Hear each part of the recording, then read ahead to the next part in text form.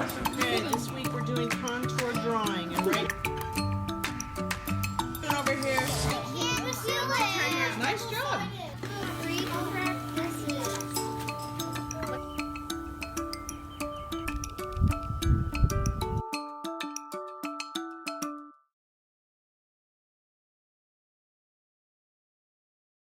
Hi everybody, it's Miss Sue at the art studio, and I'm going to be doing another Maud Lewis painting today. They are so much fun. This is the painting that's going to inspire us today. These three little black kitties in a springtime scene. She was such an interesting lady. She was born in 1903 in Nova Scotia, Canada, so a little island off the northeastern shore of Canada, and she was born with some physical disabilities. She also was very, very poor. She came from this little fishing village, and she started painting at a very young age. She never had any formal training, but everything that she painted just came from her heart, and she did such wonderful scenes of the different seasons and activities that took place in the community where she lived. So look up Maud Lewis. It's a lot of fun looking at her paintings, and they will make you smile. This one is these three little black kitties, and we're just going to go ahead and start this painting. I've got some colors here on my palette. All I've got is a really, really light cerulean blue. I put a lot of white with it, just a little bit of cerulean blue, and then I mixed up some sap green with a lot of white, yellow, and just a touch of red, just to kind of tone it back a little bit. And then I've got white and black. I've got a spot of crimson red, and then I have some sap green mixed with some of this mixture here. So I wanted a darker green. You can see that my colors aren't completely mixed on my palette because I have fun just mixing them right on my canvas. So here we go. We're going to start with our sky. Now the horizon line in this painting is going to be very, very high. The horizon line is where the sky meets the earth.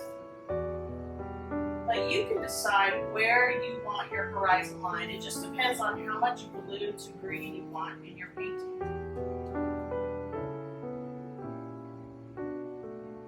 I'm using a nice big 2-inch flat brush, which makes this really easy to do. Make sure you paint your edges as well.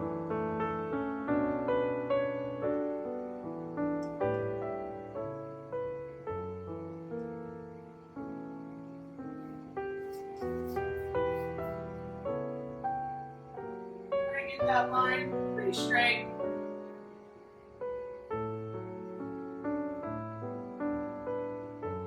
I'm going to wash my brush. Alright, now I'm going to take a big scoop of this light yellow-green mixture that I have. I'm going to start painting down here and work my way up. I'm going to give this just a minute to dry while I'm working down here so I don't get too much smudging in between the green and blue. You're going to need quite a bit of paint here. Because the yellow pigment is so transparent, you might want to do a second coat.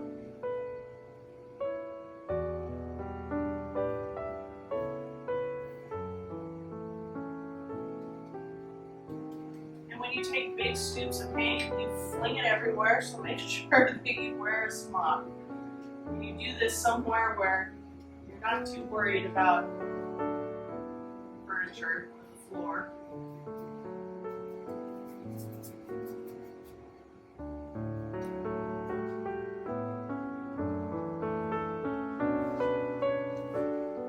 Again, I want to get my edges so it just has a nice finished look. It doesn't take that much extra time, and it's just looks nicer.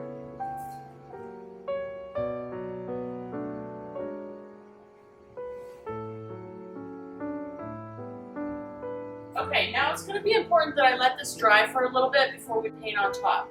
So I'm going to give it, depending on how humid it is. Today it's pretty dry, so I'm going to give it maybe about 20 minutes and then come back to it. Okay, so this is pretty dry. I'm gonna go ahead and start painting my black kitties. I didn't draw them in, I'm just gonna paint them in. So I've got a small little angled brush here. I'm just gonna take a little bit of black on the end of my brush here. And the bigger kitty, I'm gonna do here. I'm just gonna kind of draw her in to start, and then I can fill in.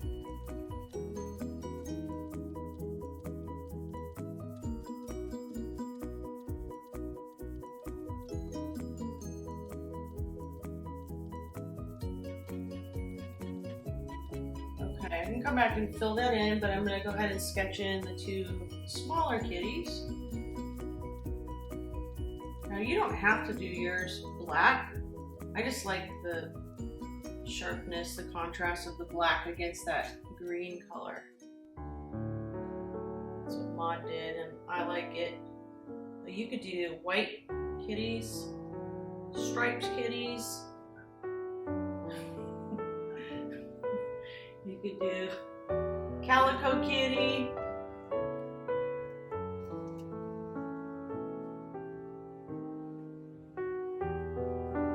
And it doesn't matter the number either. I'm doing 3, but you can do more or less.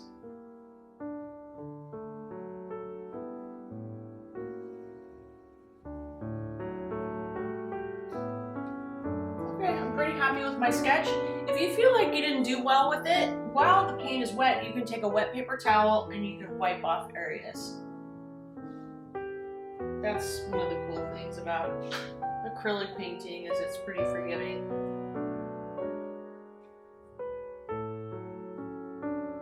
Okay, now with this angled brush I have, it's a flat angled brush, it makes it really easy and fun to create this fur.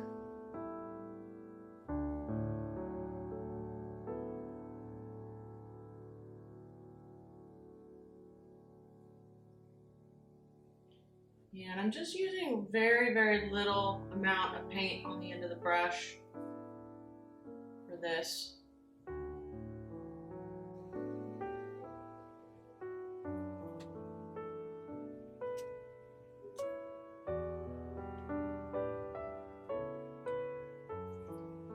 So the only thing I want to be careful of here is the eyes, although you can go over them. You can go over the black, but if you want them to look really sharp and not have a hard time like just making them really bright, then paint around them. Even if it's just a little bit. Okay, now I'm just filling in, so scooping up quite a bit of black paint.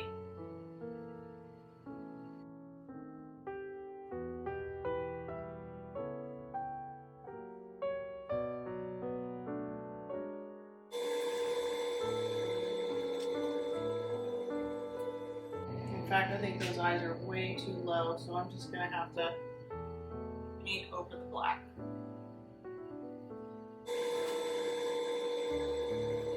Okay, I've got my kitty cats filled in, and I've got a pretty good furry texture here.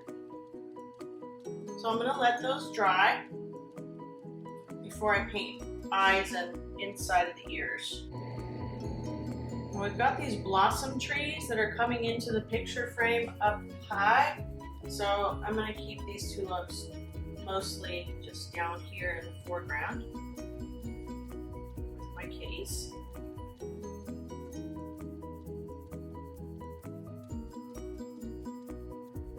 I love how sharp the black and white looks on that green. Really cool. Now let's do red, or you can mix the red and yellow and do orange.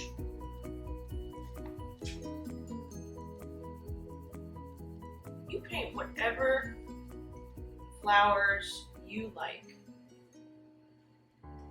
Maybe I'll do a yellow one there. So here.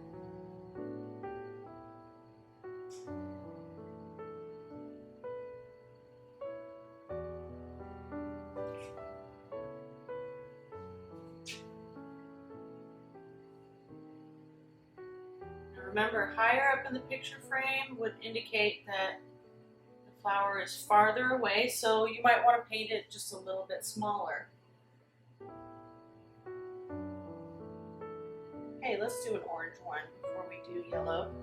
To make orange, you just want a very, very little bit of red and a lot of yellow. The red is very, very strong pigment, so you don't need much to create a nice orange. Do an orange one here. I just planted a bunch of orange zinnias outside the studio. They look so beautiful for summertime.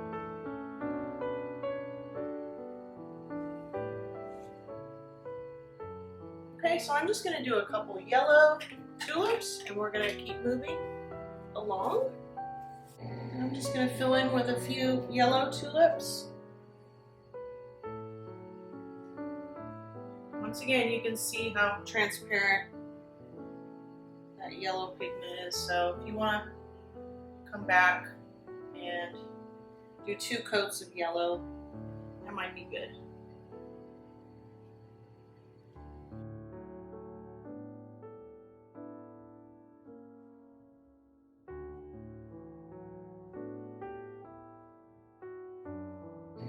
Now with my round brush, I'm going to use some of this darker green and paint some stems. I'm going to add a tiny bit of red to my green, and you can see how it just kind of deepens it, makes it a little bit darker.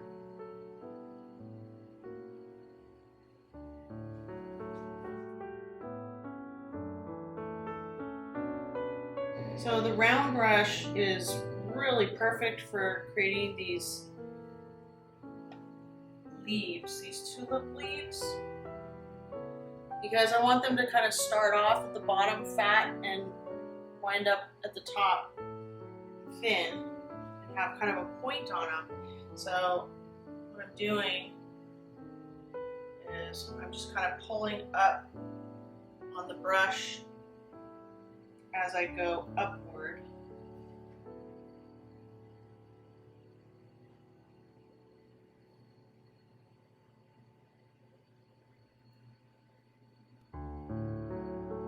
Kind of twist the brush too. So flatten it out and then pull up on it so we have a nice tip on it.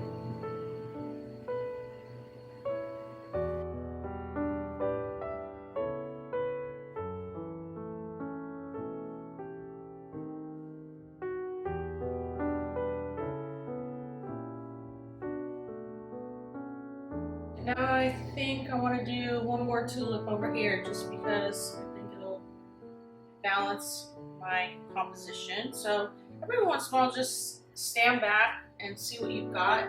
Just kind of study a little bit. The black paint still isn't dry yet, so I'm just going to hold off on the eyes and ears until just the very last thing. I'm going to need a nice little filbert brush. That's that flat brush that's got rounded corners. This is a really little one, but we're doing kind of a small painting, so it'll be okay. I'm going to take some red and I'm going to mix it with a lot of white. So I create this pink, and I'm just going to start dabbing with my brush and thinking about where these branches are coming into the picture frame, and they're just loaded with blossoms.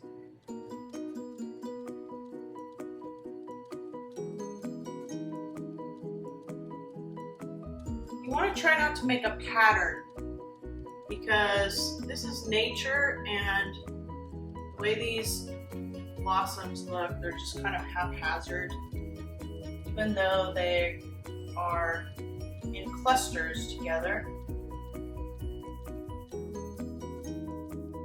The Lord was so good to us in giving us such variety in nature.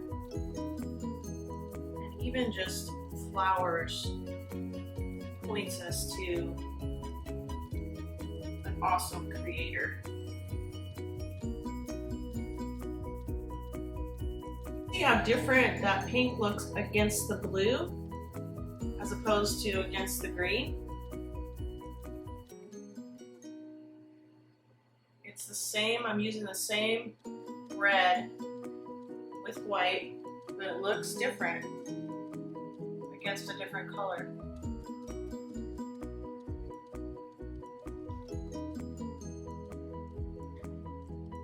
I'm going to have one kind of coming into the picture frame up here.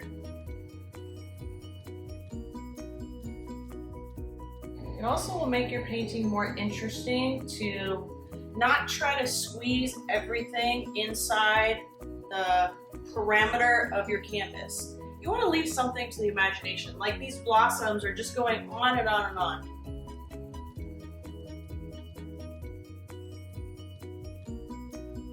They're also helping to frame the kitties, which are the focal point of the painting, which means that is the thing that the artist wants to draw you to first, is the kitties, and then notice the beautiful details surrounding. Okay, I'm pretty happy with my blossoms. We're gonna need a little green in there. I'm gonna come back to that, let that those blossoms dry a little bit because I really globbed on the paint. It'll just be easier to deal with if it's not quite so goopy. So I'm gonna go ahead and paint my kitty's eyes now. And I'm gonna take some of that light green and I'm gonna take some of this yellow.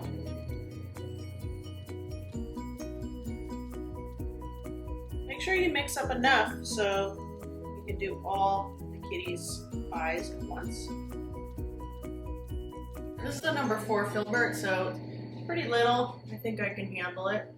I just have to steady my hand.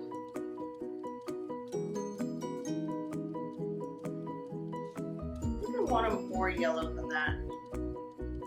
I'd like that more golden yellow color there. So I'll just go over that.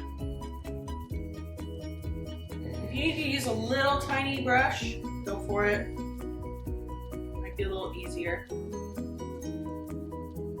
Now these little kitties, just a touch. That worked out pretty well, I have to say. Okay, now I'm going to do last kitty cat here.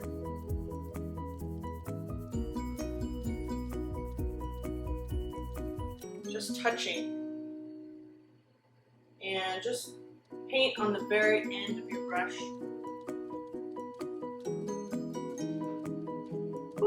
Okay, so now we're just going to do the inside of the ears. I think I'll use a round brush because I want a little bit of a point to it. And we're going to take just a tiny bit of black and a nice little scoop of white. You can see that just a little bit of black goes a long way. I actually want more white. I want it a little bit lighter. Now you can do the inside of the ears a little bit pink too if you want to. I'll take a little pink with that gray. Yeah, I like that. I like it. And we'll just paint the inside of the ears here. Make sure you have paint just right on the end of your brush. It gets really hard to control the paint when the brush brush gets too gooped up.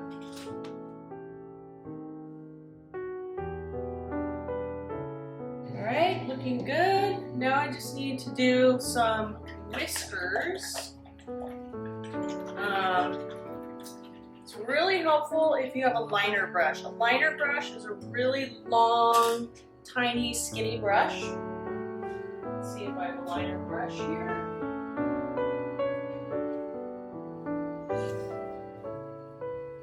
This will work. So this is a liner right here. And you want to make sure that, I wet mine a little bit just to make sure that all the bristles are kind of close together and you have a nice point on it. And then I'm just going to kind of roll it in the white paint, just the end of the brush, really gently. It helps to wet the brush a little bit so that paint goes on, because there's so little paint. And don't worry if that line is broken, like you don't have like a solid white line that you can see. It's okay, because you'll get the idea and you'll run into trouble if you go back and forth. You're gonna wind up with a big fat whisker. So just steady your hand, sweep it across a few times, and then just leave it. Now another little trick I've used in the past is if you have a white paint pen, like a really tiny one, that works too. But this is good practice for painting skills. Boy, that whisker turned out really fat, so I'm going to just go over it. Black. Just clean it up. There we go. And then if you also want to just indicate a little bit of a nose, you can.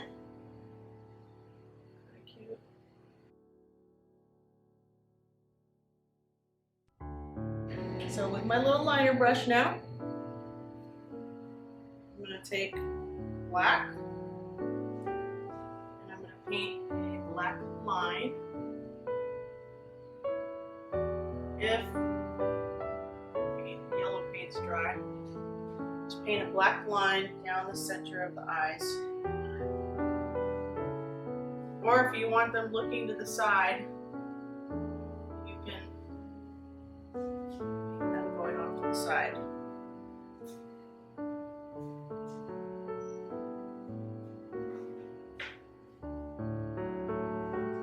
And I'm going back to my filbert. Make sure your brush is clean and dry. And I'm going to take kind of a medium green mixture here. If you want to add a little red to it, you can. I don't want it too dark. I'm going to add a little yellow. Just mix your own green. You can have fun experimenting. There's a million greens that you can do. And I'm just going to let that brush do a lot of the work for me. And just put some leaves in there.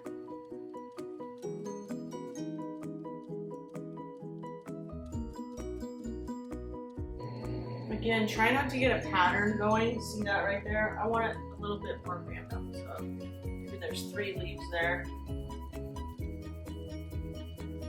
They're not evenly spaced. A little bit of order to this though, because I've got a branch here, here, here, here, here, here. So it doesn't look like it's just like totally out of control. There is some order to my design.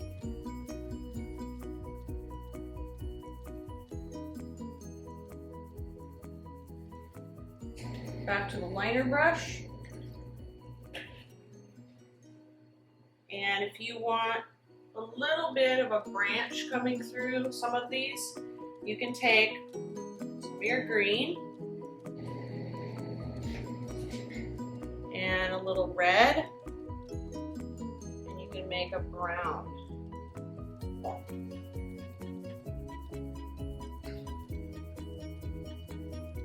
It's too brown. I'm gonna grab a little yellow. Until you get a brown that you like. That looks good. Now, I should have done this with a palette knife, but I needed just such a small amount that I did it with my brush. But I got my brush all goopy, so I'm gonna wipe it off on a paper towel, just kind of twist it, wipe it. Because again, I just want paint on the end of the brush here. And I'm going to just kind of indicate that there's some twigs in here. You don't have to go all the way through, but as these blossoms are probably covering lots.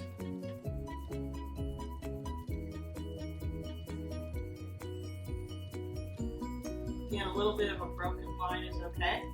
More natural. And then stand back and take a look at your painting and see if you're happy with it. If there's anything else you want to add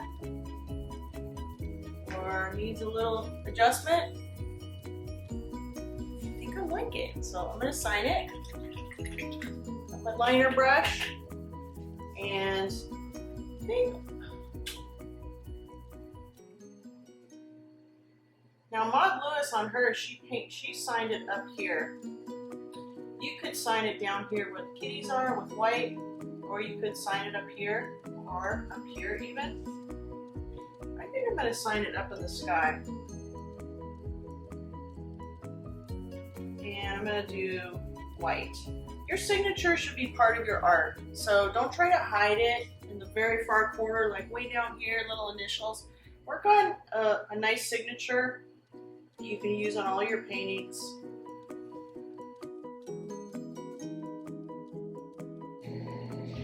There we go. There's a Maud Lewis painting done by Miss Sue. Thanks for joining me. Bye.